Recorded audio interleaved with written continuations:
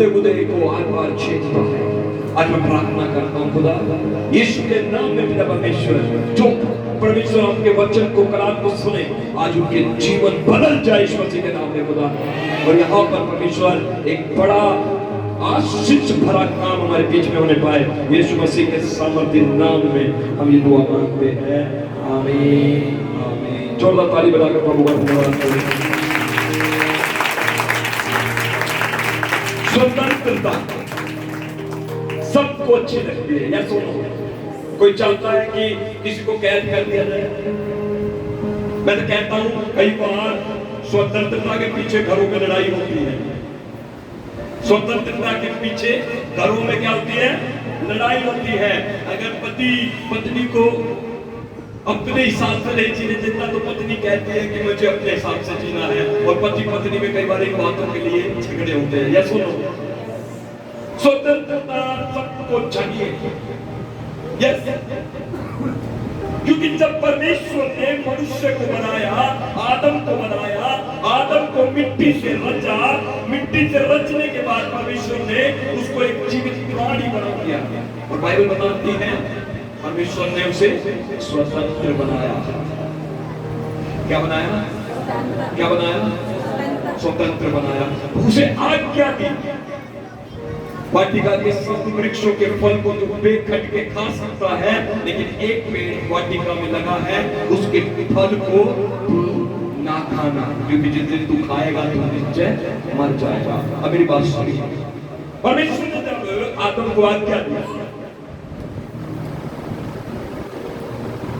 परमेश्वर को मालूम था अगर मैं पेड़ के चारों तरफ सुरक्षा का बाड़ा नहीं लगाऊंगा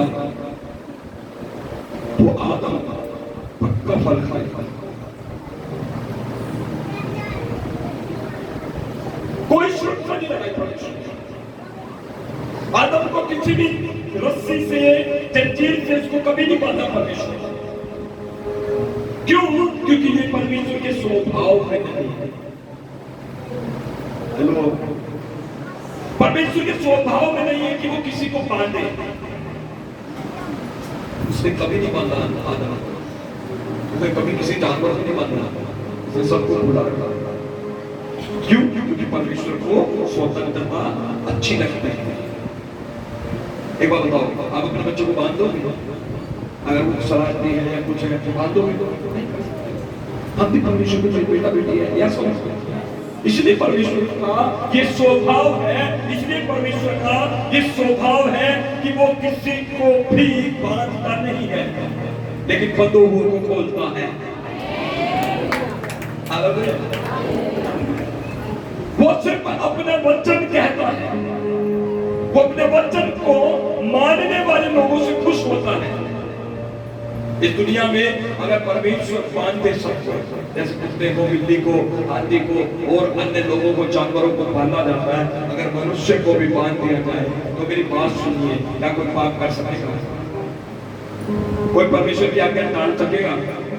क्या कोई परमेश्वर के विरुद्ध कर सकेगा कोई काम? कोई नहीं कर सकता। Hallelujah, hallelujah. देखिए परमेश्वर कितना भला है, उसने आपको मुझे बांधा नहीं है। मैं आजाद हूं, मैं स्वतंत्र हूं। इसके लिए जोरदार ताली बजाएं।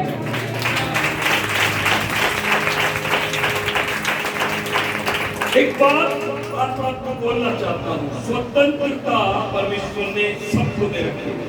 इसलिए कोई शराब पीने वाला व्यक्ति है, उसको परमेश्वर कभी आकर उसके सामने से बोतल नहीं हटाता, कभी आकर उसके सामने से गिलास नहीं हटाता। सबको स्वतंत्रता है, सबको, सब स्वतंत्र है, किसी को परमेश्वर ने बांधा नहीं है। लेकिन परमेश्वर ने अपना वचन कहा। आदम को परमेश्वर ने बांधा नहीं था, लेकिन परमेश्वर ने आदम को क्या कहा? वचन का। जोर से बोले, क्या कहा परमेश्वर ने? और परमेश्वर अपने वचन के मानने वाले लोगों से प्रसन्न होता है, जो उसके वचन का पालन करता है, जो उसके वचन का डर और भय मानता है। परमेश्वर उससे प्रसन्न होता है। वो बांधेगा नहीं आपको कभी भी, वो बंदे को आजाद कर देगा। बोलो हालेलुया, हालेलुया। लेकिन एक बात मैं बता देना चाहता हूँ, हमारी स्वतंत्रता कई बार हमारे लिए फंदा बन जाती है। सुनते मेरी बात? इसलिए मैं आज बोलना चाहता हूँ, आज का जो मेरा विषय है प्रचार का वो यही है, अपनी स्वतंत्रता को सुरक्षित रखो। बोलो जोर से, अपनी स्वतंत्रता सुरक्षित रखो। जोर से बोलो।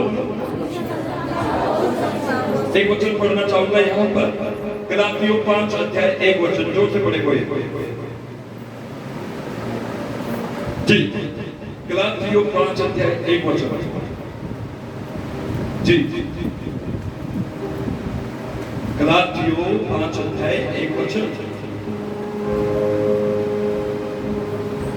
11 मिनट टाइम क्यों लग रहा है?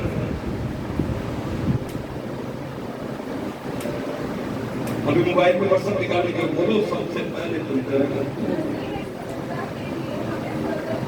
सुनिए, विशाखा पढ़िए, जोर से पढ़ेगा।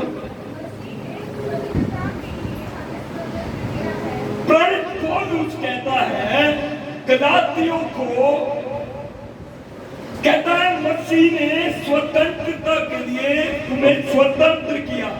बोले हालेलुया, हालेलुया। किसने स्वतंत्र किया? किसने स्वतंत्र किया? मैं किसकी वजह से स्वतंत्र हूँ? प्रभु की दया से। हमें मसीह ने तुम्हें स्वतंत्रता के लिए स्वतंत्र किया है। उससे आगे बढ़े, अतः इसी में स्थिर रहो। हालेलुया। क्या रहो? स्थिर रहो। स्वतंत्रता में क्या रहो? स्थिर रहो। स्वतंत्रता में क्या रहो? स्थिर रहो। जोर से बोलो, स्वतंत्रता में स्थिर रहो। स्थिर रहो। स्वतंत्रता में, जोर से बोले, स्वतंत्रता में, स्वतंत्रता में। ये बहुत बहुत मुश्किल काम है। प्रभु ने तुम स्वतंत्र कर दिया। मनुष्य पाप में गया, पाप में से प्रभु ने निकालने के लिए यीशु मसीह क्रूस पर मारे गए, गाड़े गए, तीसरे दिन मुर्दों में से जी उठे, और आज भी प्रभु यीशु मसीह जीवित है और स्वर्ग में जाकर पिता की दाहिनी ओर बैठ गए। उसने तो हमें स्वतंत्र कर दिया हमारे श्रापों से, हमारे पापों से, हमारे अधर्म के कामों से। प्रभु ने हमें बाहर निकाल दिया है। जोर से बोला हालेलुया, हालेलुया। स्वतंत्र कर दिया। लेकिन बाइबल बताती है आपकी और मेरी रिस्पांसिबिलिटी, जिम्मेदारी है कि हम इस स्वतंत्रता में स्थिर रहे, स्थिर रहे, स्थिर रहे। आपको पता है इस्राएली लोग, परमेश्वर ने बार बार उसको शत्रु के हमले से बचाया है। बाइबल कहते हैं जब भी अश्शूरियों ने इस्राएल पर हमला किया, परमेश्वर ने बचाया। बेबीलोन ने हमला किया, परमेश्वर ने बचाया। किसी भी राजा ने, किसी भी जगह शत्रु ने इस्राएल पर हमला किया, परमेश्वर ने बाहर निकाला है। परमेश्वर निकालता रहा, परमेश्वर बचाता रहा, परमेश्वर बचाता रहा। लेकिन वो बार बार अपनी स्वतंत्रता का गलत इस्तेमाल कर करके परमेश्वर की आज्ञा तोड़ के वो बार बंधुआई में गए, वो बार बंधुआई में गए। वे अपनी स्वतंत्रता में स्थिर नहीं रह सके, अपनी स्वतंत्रता में वो खड़े नहीं रह सके। उन्होंने बार बार परमेश्वर के वचन को तोड़ा, परमेश्वर के विरुद्ध काम किया। और परमेश्वर जब भी वो विरुद्ध चलते थे, जब भी वो वचन तोड़ते थे, परमेश्वर दूसरे राज्य को इनके ऊपर हावी कर देता था और वे गुलामी में चले जाते थे, बंधक हो जाते थे, नीचे गिर जाते थे। आज हमारे चर्चों में, कलीसिया में भी कई बार ऐसा ही होता है। अब स्वतंत्र है, कई बार आप सोचते हैं कि मुझे चर्च जाते हुए तो 6 महीने हो गए, अब थोड़ा सा रेस्ट कर दो। वो एक संडे छुट्टी हो जाती है, आप उस एक संडे छुट्टी करके आपके मन में खुशी हो जाती है। लेकिन आपको बता देना चाहता हूँ, वो धीरे करके वो आपकी स्वतंत्रता आपकी जान ले लेगी। मैंने बहुत सारे लोगों को इस तरीके से कहते सुना है, पास्टर जी मैं पक्का सेवा करूंगा प्रभु की, पक्का सेवा करूंगी प्रभु की, लेकिन थोड़ा सा मुझे टाइम चाहिए। अब मैंने देखा कि वो उनके ऊपर बुढ़ाहट होती है, वो बुलाए हुए लोग होते हैं, लेकिन वो जब परमेश्वर के वचन से, चर्च से दूर होते चले जाते हैं, धीरे उनको नींद आने शुरू हो जाती है, उनको अच्छा घर में आराम करना अच्छा लगता है, और धीरे वो परमेश्वर से दूर हो जाते हैं और वो स्वतंत्रता उनकी जान लेने लगती है।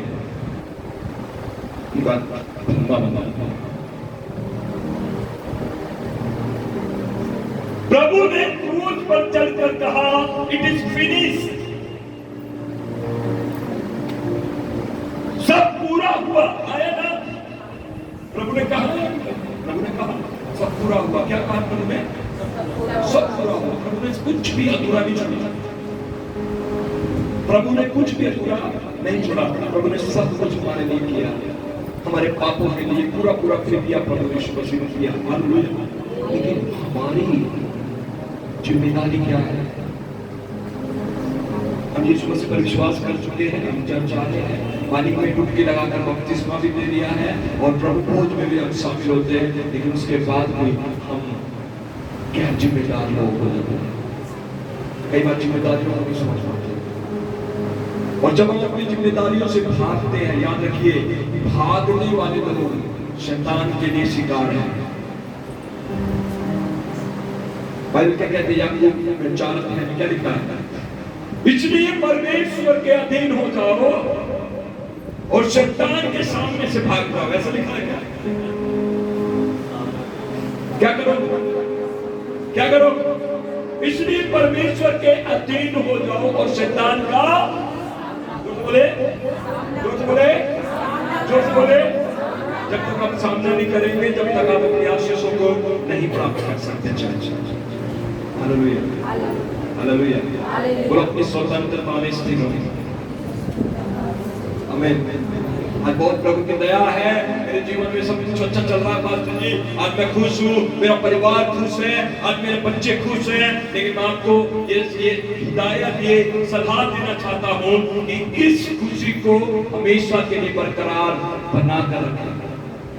ये स्थिरता है, और जो परमेश्वर में प्रभु में स्थिर रहेगा वही जाकर अपने आशीषों में कंटिन्यू लगातार चलता रहेगा। नहीं तो उसकी आशीष रुक जाएगा, उसकी बरकत। इसलिए प्रभु का दास प्रेरित पौलुस क्या कहता है? मसीह ने तुम्हें क्या कर दिया?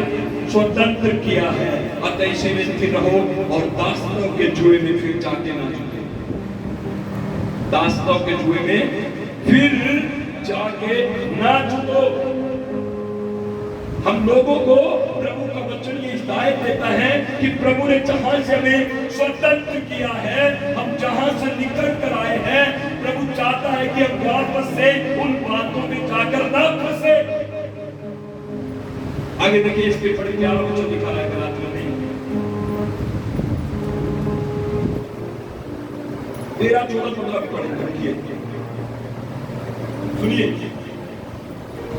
गलातियों 1:5-13-14 सुनिए। हे भाइयों, तुम स्वतंत्र होने के लिए बुलाए गए हो, परंतु ऐसा ना हो कि यह स्वतंत्रता शारीरिक कामों के लिए अवसर बने। कि भाइयों, तुम स्वतंत्र होने के लिए बुलाए गए हो और तुम्हें मसीह ने स्वतंत्र किया है, लेकिन वो ये भी कह रहा है कि ऐसा ना हो कि तुम्हारी स्वतंत्रता तुम्हारे लिए शारीरिक कामों के लिए अवसर बन जाए। वरन प्रेम से एक दूसरे के दास बनो। एक दूसरे के क्या बनो? आपको तीन रहना है। आपकी स्वतंत्रता अच्छी है, प्रभु ने आपको स्वतंत्र किया है, आपके ऊपर किसी का बोझ नहीं है, किसी ने आपके सिर पर कोई 10, 4, 50 किलो का कोई बोझ नहीं डाल रखा है ना। लेकिन इस स्वतंत्रता में आपको प्रभु का वचन हिदायत देता है, अपने अगुओं के साथ अधीनता में रहो, अधीनता में रहो। प्रेम में एक दूसरे के क्या बनो? देखो वहां शब्द क्या लिखा है? प्रेम में एक दूसरे के क्या बनो? जो दास कोई बनेगा, बताओ।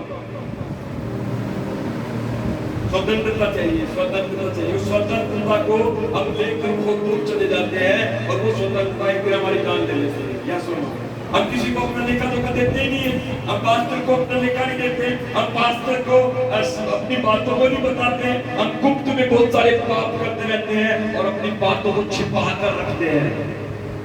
प्रभु का वचन कह रहा है ऐसे काम करने वाला नहीं है। वो प्रेम पौलुस कह रहा है कि तुम स्वतंत्र हो, लेकिन प्रेम के साथ एक दूसरे के दास बनो। प्रभु ने स्वतंत्र किया है, चाहे आओ या ना हो, लेकिन याद रखना ये स्वतंत्रता आपको एक दिन मिलेगी। इसलिए मैंने शुरुआत में कहा कि स्वतंत्रता को क्या रखो, सुरक्षित। अगर बात सुरक्षित हूँ प्रभु का धन्यवाद हो, अगर आप स्वतंत्र हूँ प्रभु का धन्यवाद हो, और मुझे इन बातों की तरफ ध्यान देना चाहिए, कहीं से कोई शत्रु मेरे जीवन में आकर मेरी स्वतंत्रता को छीन ना ले। इस्राएली लोग अपनी स्वतंत्रता को हमेशा इसी बात की वजह से गवा देते हैं, क्योंकि वो हमेशा ये भूल जाते थे कि देखिए बाइबल में परमेश्वर ने कितने अद्भुत काम करके इस्राएलियों को मिस्र से निकाला, कितने, लेकिन जंगल में आकर भूल गए। हेलो, कितनी बड़ी विपत्तियां, 10 विपत्तियां, 10 भारी विपत्तियां परमेश्वर ने मिस्र में डाली। ऐसे भयानक काम किए, वहां के सूरज को अंधियारे में बदल दिया, पानी को खून में बदल दिया, टिड्डे मेंढक सब कुछ वहां पर फेंक दिया परमेश्वर ने। ये काम कौन कर रहा था? कौन कर रहा था? परमेश्वर। किसके लिए कर रहा था? इस्राएली लोगों के लिए, ताकि उनको वहां से छुड़ाए। लेकिन बाइबल क्या बताते हैं? आगे आते लाल समुद्र के पास बोला हो गया, मूसा के साथ झगड़ने लगे, मूसा से कहने लगे तू हमें यहाँ क्यों लेकर आया, तू मरवाएगा। अरे बेवकूफ लोगों, अगर परमेश्वर को तुम्हें मरवाना ही होता तो वो तुम्हें वहीं रहने देता, वो कभी तुम्हें वहां से बाहर नहीं निकालता, वो गुलामी से कभी तुम्हें बाहर नहीं निकालता। तुम बंधक रहते, तुम गुलाम रहते। सुन रही बात,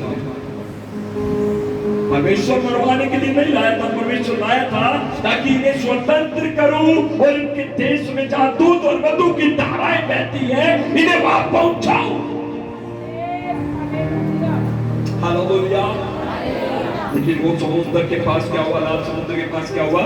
मूसा को बुड़बुड़ाने लगे। परमेश्वर चुप रहा, परमेश्वर चुप रहा। लाल समुद्र के बाहर मूसा ने लाठी मारी, समुद्र को वो लेकर चले गए। 6 लाख पुरुष, स्त्री, बच्चे, कम से कम 20 लाख का एक बड़ा दल परमेश्वर ने मिस्र की गुलामी से बाहर निकाला। हालेलुया। और कोई बाइबल में लिखा मिस्र का कोई कुत्ता तक उन पर भौंका नहीं। इसलिए मुझे बात चाहिए, हालेलुया, परमेश्वर ने स्वतंत्र किया। Hallelujah, hallelujah, hallelujah. लेकिन प्रभु का दास कौन, उसकी चिंता क्या है? वो कह रहा है कि मसीह ने तुम्हें स्वतंत्र किया है, अपनी स्वतंत्रता में स्थिर रहो, दासों के जुए में ना छूटो। 13 वचन में क्या कहता है? कहता है कि तुम स्वतंत्रता के लिए बुलाए गए हो, परंतु ऐसा न हो कि यह स्वतंत्रता शारीरिक कामों के लिए अवसर बने। सुनने में बात को आगे बढ़ेंगे। वरन प्रेम से एक दूसरे के दास बनो, प्रेम से एक दूसरे के दास बनो, क्योंकि सारी व्यवस्था इस एक ही बात में पूरी हो जाती है, तू अपने पड़ोसी से अपने समान प्रेम कर। हालेलुया। सारी व्यवस्था एक ही बात में पूरी हो जाती है, तू अपने पड़ोसी से अपने समान प्रेम कर। आगे पढ़ो। पर यदि तुम एक दूसरे को दांत से काटते और फाड़ खाते हो तो चौकस रहो कि एक दूसरे का सत्यानाश कर दो। ठीक है, सत्यानाश ना करो। स्वतंत्रता का अगर सही उपयोग नहीं करोगे तो वो स्वतंत्रता तुमसे छीन ली जाती है। एक स्वतंत्रता हमारे देश को, हमारे वीर सेनाओं ने, हमारे योद्धाओं ने हमारे देश को दिलाई। विदेशी शासकों से हम लोग स्वतंत्र हो गए हैं, लेकिन परमेश्वर का वचन एक और स्वतंत्रता की बात करता है, जहां पर हम बात कर रहे हैं आत्मिक स्वतंत्रता। हालेलुया। आज मुझे देखना है कि क्या मैं आत्मिक स्वतंत्रता भी प्राप्त कर चुका हूं। अब मुझे चेक करना है क्या मेरे अंदर मैंने अपने गुस्से को, अपने मुंह के पूरे शब्दों को, क्या मैंने उसको कंट्रोल कर लिया है? क्या मेरे मुंह से गाली निकलना बंद हो गया है? क्या मेरे अंदर बुरे विचार निकल चुके हैं? अगर आप इन चीजों में जूझ रहे हैं चर्च, आपको बताना चाहता हूं, आज आपको प्रार्थना करनी है और अपनी स्वतंत्रता के लिए मांगना है। परमेश्वर आपको स्वतंत्र करे। Hallelujah, hallelujah. बाहरी स्वतंत्रता हमें हमारे देश के वीर जवानों ने हमें दिला दी है। इसके लिए हम धन्यवाद करते, ताली बजाएं। लेकिन हमारी आत्मिक स्वतंत्रता सिर्फ और सिर्फ यीशु मसीह की तरफ से आती है चर्च। और यीशु ने अपनी जान सूली पर देकर आपको और मुझे आत्मिक स्वतंत्रता दी है। Praise the Lord, hallelujah, hallelujah. मेरी बात को समझ रहे हैं चर्च? हमें अपने अंदर की जीवन को जल्द से जल्द झांकना है, देखना है कि हमारे अंदर में हम स्वतंत्र हैं या नहीं। दूसरा कुरिन्थियों उसका 4 अध्याय 16 वचन से 18 वचन तक पढ़ेंगे। जल्दी निकालें।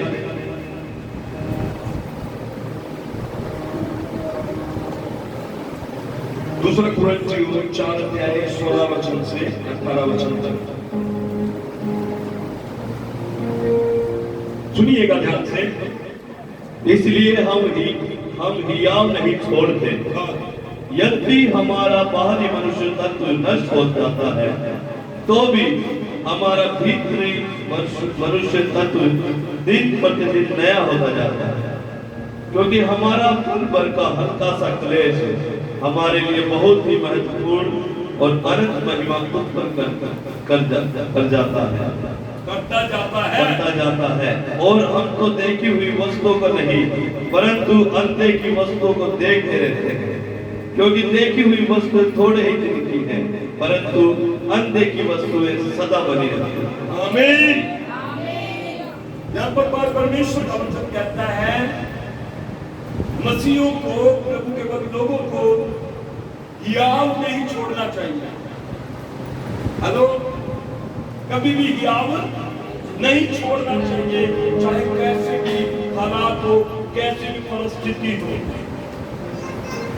हो सकता है हमें कुछ समय के लिए, कुछ टाइम के लिए हमें कुछ दुखों से, तकलीफों से, कुछ समस्याओं से, कुछ पीड़ाओं से हमें होकर निकलना पड़ेगा। लेकिन हमेशा ध्यान रखिए कि ये सब बाहर वाली वस्तु है। Praise the Lord. ये क्या है? दुख कभी हमेशा दिखने वाली चीज नहीं है भैया। हमेशा याद रखिए दिन और रात परमेश्वर क्यों बनाया? क्यों बनाया? ये दिन और रात परमेश्वर क्यों बनाया? रात को इसलिए परमेश्वर ने रात को बनाया है क्योंकि रात बीत जाती है और सवेरे दिन निकल आता है, सूरज उग जाता है। इसलिए ये स्थिर रहने वाली वस्तु नहीं है। इसलिए परमेश्वर का वचन, परमेश्वर का दास हिदायत कहता है कलीसिया को, चर्च को, ये हमें बाहर वाली वस्तुओं के बारे में ज्यादा नहीं सोचना, हमें बाहर वाली चीजों के बारे में ज्यादा चिंतित नहीं होना, क्योंकि बाहर वाली चीजें जो देखी हुई वस्तुएं हैं वो थोड़े दिन के लिए है। देखी हुई वस्तुएं कितने दिन के लिए? थोड़े दिन के लिए। जो से बोलो, देखी हुई वस्तुएं थोड़े समय के लिए है, लेकिन जो अनदेखी है वो हमेशा के लिए रहने वाली है। हालेलुया। हमेशा के लिए रहने वाली है। इसलिए हमें उन बातों को अपने जीवन में ज्यादा से ज्यादा लेने की जरूरत है जो बातें हमेशा के लिए है। इसलिए प्रेरित पौलुस कहता है कि जो तुम्हारा पल भर का दुख है वो तुम्हारे लिए क्या करेगा? अनंत महिमा को लेकर। थोड़े समय के बाद, थोड़े दुख के बाद, थोड़ी तकलीफ के बाद, थोड़ी समस्याओं के बाद, थोड़ी चुनौतियों के बाद परमेश्वर कहता है मैं तुम्हारे लिए महिमा लेकर आऊंगा।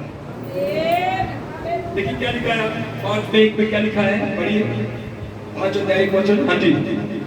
क्योंकि हम जानते हैं कि जब हमारा पृथ्वी पर का डेरा, ये सारा पृथ्वी पर का डेरा भैया, जो भी हम कमा रहे हैं, खा रहे हैं, जो भी हम जोड़ रहे हैं, सब नष्ट होने वाली वस्तु है। घर गिराया जाएगा। इसी के चक्कर में क्या होता है कि हम एक दूसरे से नफरत करते हैं, एक दूसरे का गला घोट देते हैं, एक दूसरे का मर्डर करते हैं। दुनिया में हो रहा नहीं हो रहा है?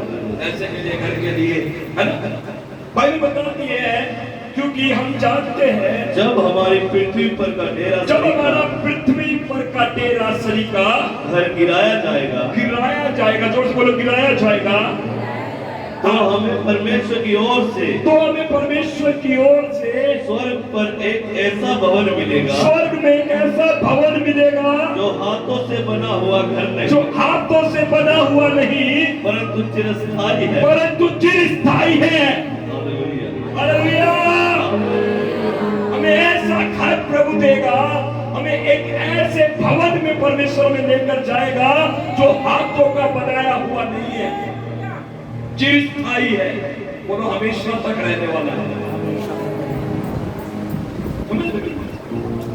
प्रभु यीशु हमारे प्रभु हमारे खुदा वो हमें एक ऐसे भवन में लेकर जाना चाहते हैं जो हाथों का बनाया हुआ नहीं है, वो ऐसा है जो चिरस्थायी है, जो हमेशा तक रहने वाला है।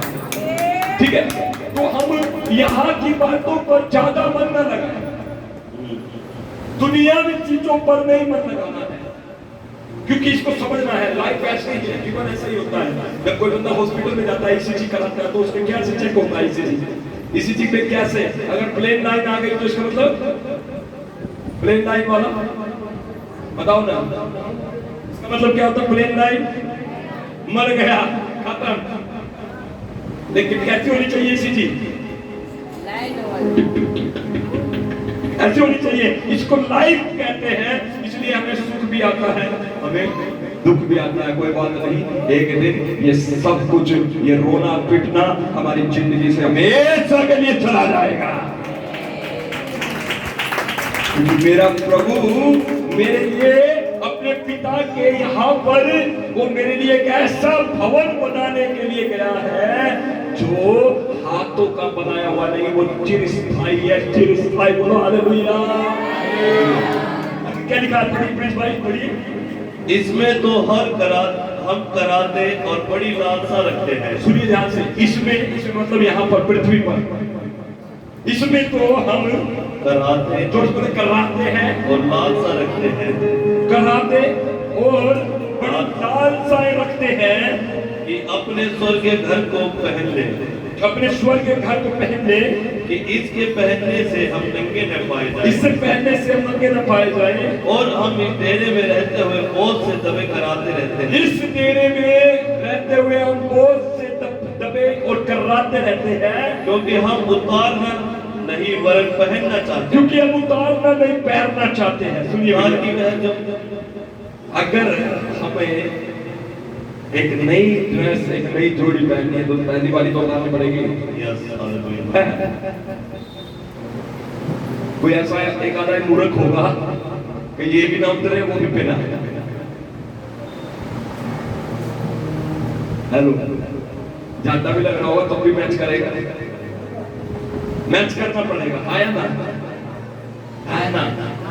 इसलिए पुरुष क्या कह रहा है, वो कह रहा है कि तुम यहाँ कराते हो, बहुत से दबे हो, तुम इसलिए ऐसा हो रहा है कि तुम उतारना नहीं, सिर्फ पहनना चाहते हो। हमें पहनाते भाई, आप किसी के पास जाकर भैया बोलते आप किसी को प्रचार करें, यीशु मसीह पर विश्वास कर ले भैया, वो तुझे अनंत जीवन देगा, वो कहेगा ठीक है जी दिला दूं। अरे भाई ऐसे थोड़ा मिलेगा, आप इस जीवन को छोड़कर एक नया जीवन है जो प्रभु देना चाहते हो वो पहन लो तब मिलेगा। भाई ऐसा नहीं हो सकता मेरे से, अच्छा दिखाई नहीं देता, बोलते नहीं बोलते, वो कहते हैं भैया ये भी दे दे, वो भी दे दे, वो भी दे दे, सब कुछ दे दे, और लिखा है वो कभी भी उनके लालसा और उनका कराना कभी बंद नहीं होगा। लेकिन जो लोग अपने पुराने मनुष्य को निकाल देते हैं, बोलो हालेलुया, परमेश्वर उसे नया वस्त्र पहनाता है, हालेलुया, उन्हें नया वस्त्र पहनाता है, और एक ऐसा वस्त्र जो कभी पुराना नहीं होने का चर्चे, जिसमें कोई दाग और धब्बा नहीं होगा चर्चे, जिसमें कोई रोना और दांतों का पीछना नहीं होगा चर्चे, वहां पर हमेशा का आनंद होगा। आइए अपनी स्वतंत्रता को सेलिब्रेट करें यीशु मसीह के नाम में। बाइबल बताती है कि क्योंकि हम उतारना नहीं वरन पहनना चाहते हैं, ताकि वह जो मरणहार है जीवन में डूब जाए, जी जिसने हमें इसी बात के लिए तैयार किया है वह परमेश्वर है, जिसने हमें बयाने में आत्मा भी दिया है। हालेलुया। ये सारी बातें मिलाकर क्या कहती हैं कि बाहर वाली वस्तुओं की तरफ ज्यादा ध्यान ना लगाएं। हमें जो प्रभु ने दिया वो बेसकीमती है। Praise the Lord. प्रभु ने हमें क्या दिया है? प्रभु ने हमें नया धार्मिकता का वस्त्र पहनाया है। हमें इन्होंने बपतिस्मा लिया है, वो यीशु मसीह की मृत्यु का बपतिस्मा लिया है। जब आप बपतिस्मे के पानी में खड़े होते हैं, आपसे पूछा जाता है क्या आपने यीशु को प्रभु मान लिया? क्या आपने यीशु को स्वीकार कर लिया? क्या आपने अपने पापों से तौबा कर लिया? और जब आप कहते हैं हाँ मैंने कर लिया, आपको डुबकी लगा दी जाती है पिता पुत्र और पवित्र आत्मा के नाम से मैं तुम्हें बपतिस्मा देता हूँ। बपतिस्मे का मतलब है कि डूब कर बाहर निकलना। आप जब डूबे थे आप पुराने व्यक्ति थे, जब आप बाहर आ गए तो आप नए व्यक्ति बन जाते हैं। Church hallelujah. नया व्यक्ति परमेश्वर ने आपको एक नया व्यक्ति करके बाहर निकाला है। आपके बंधन और श्राप टूट चुके हैं चर्च। आपके अंदर से बीमारी बाहर निकल चुकी है चर्च। आज से आपको अपनी आत्मा के लिए काम करने की जरूरत है।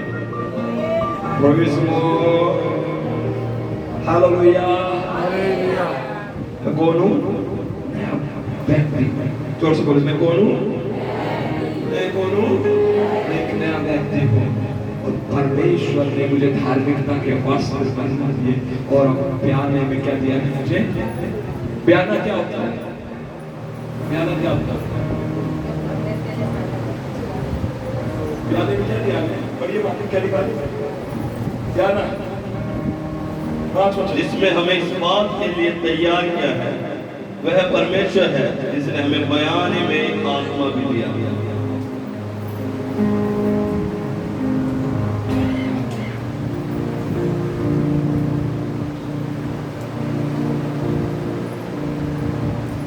बयाने का मतलब क्या होता है? बयाना क्या होता है? बयाना बयान हाँ ये भाई साहब क्या होता है? बयाना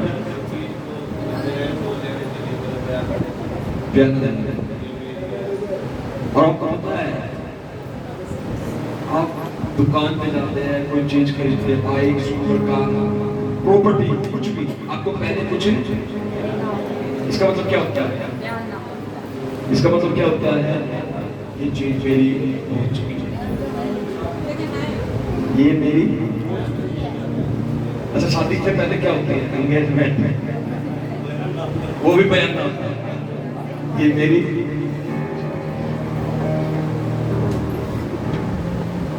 जो लोग बपतिस्मा नहीं लेते, जिन लोगों ने बपतिस्मा नहीं लिया, मैं बताता हूं, यीशु मसीह से आपकी सिर्फ एंगेजमेंट हुई है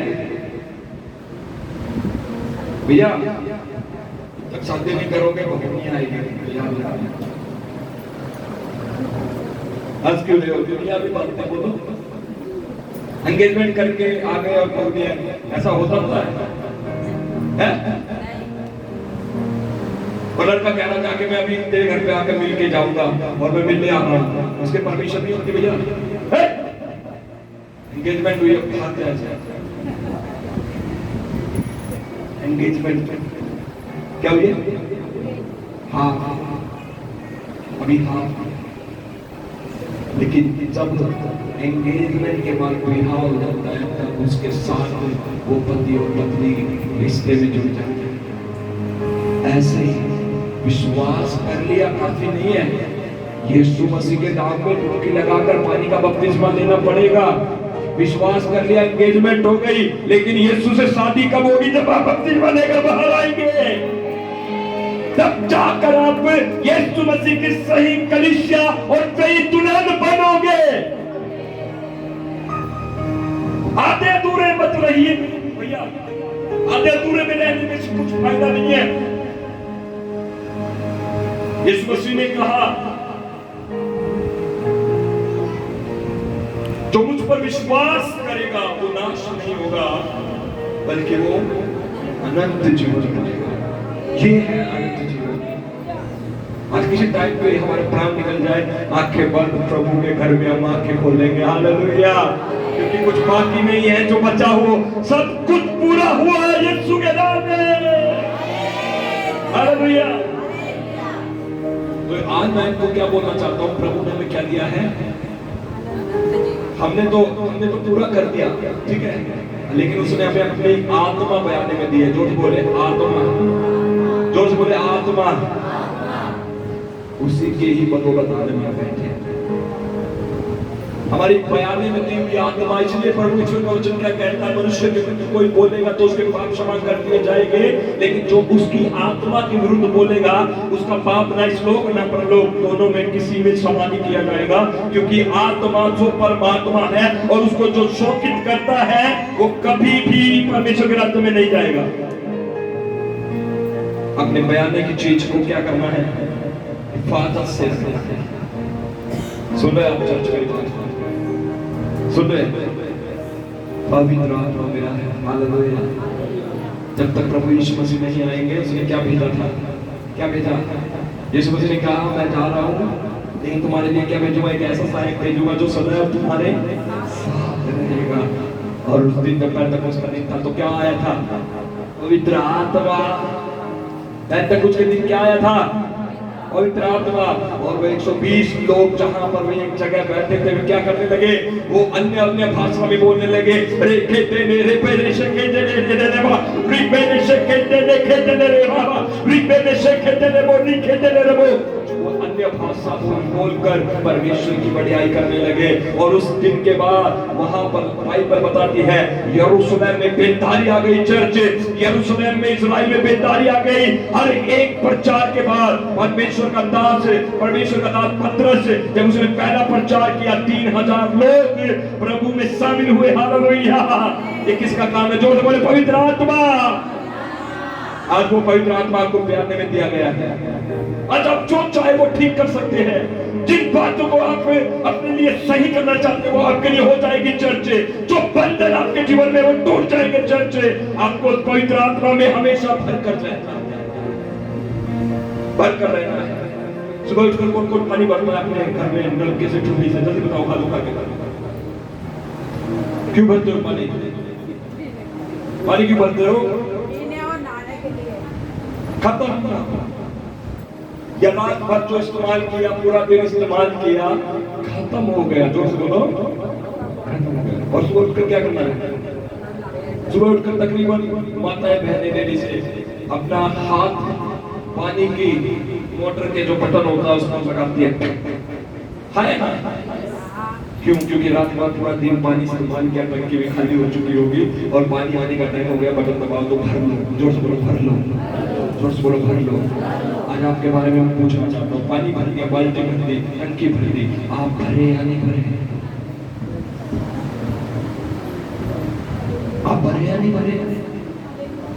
सुबह उठकर आपने टंकी का बटन, मोटर का बटन तो दबा दिया और पानी को भर लिया, लेकिन मैं आपसे पूछता हूँ कि आपने अपने शरीर के अंदर शरीर की अभिलाषाओं को दूर करने के लिए, पाप से बचे रहने के लिए, इस दुनिया में जिंदा रहने के लिए, मसीह का बंदा बनकर चलने के लिए मैं आज आपसे पूछता हूँ क्या आप भरते हैं या नहीं भरते हैं। अगर आप नहीं भरेंगे तो आप अंधकार में चले जाएंगे चर्च। और जो अपने सुबह उठकर कम से कम 1 घंटा घुटने पर बैठकर प्रार्थना करता है, पवित्र आत्मा को मानता है आग के रूप में, मैं बता देना चाहता हूँ वो एक पवित्र आत्मा से भरा हुआ व्यक्ति है और उसके जीवन में कोई भी ताकत, कोई बंधन उसे बांध नहीं सकता। यीशु के नाम में जो छोड़कर भरता है वो स्वतंत्र व्यक्ति है, हालेलुया। आज मैं आपको रिक्वेस्ट करता हूँ स्वतंत्रता दिवस के उपलक्ष्य में, आज के संडे चर्च में आप जवान हैं, छोटे बड़े, बूढ़े बुजुर्ग, स्त्री है पुरुष है, कुछ भी क्यों ना हो, आप टंकी भरना एक समय भूल जाओ, लेकिन अपने आप को भरना मत भूलो।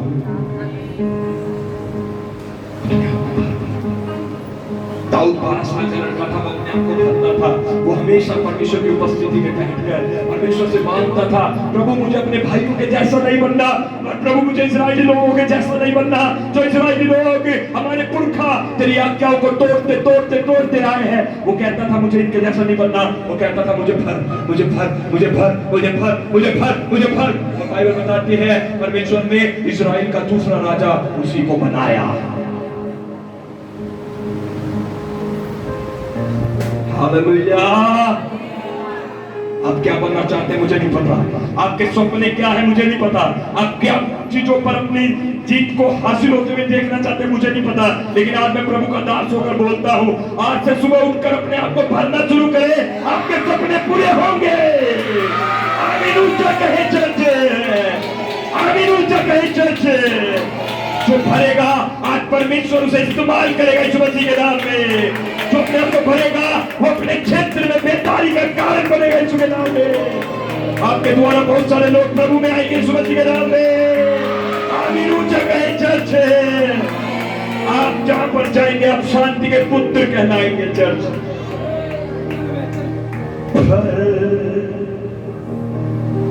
मुझे भर खुदा, मुझे छू, मुझे छू, सब तरफ हाथ को जोड़ करें। खुदा मुझे छू, दिखने वालों से मिलकर कहें पवित्र आत्मा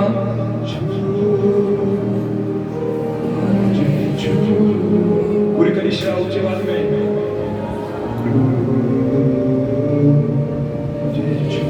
और अपना टीम आगे आ गई। मेरी जान को,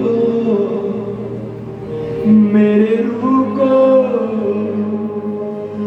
मेरे बदन को छू, बोले मेरी जान को, मेरी रूह को, मेरे बदन को छू, छू, मुझे छू खुदा।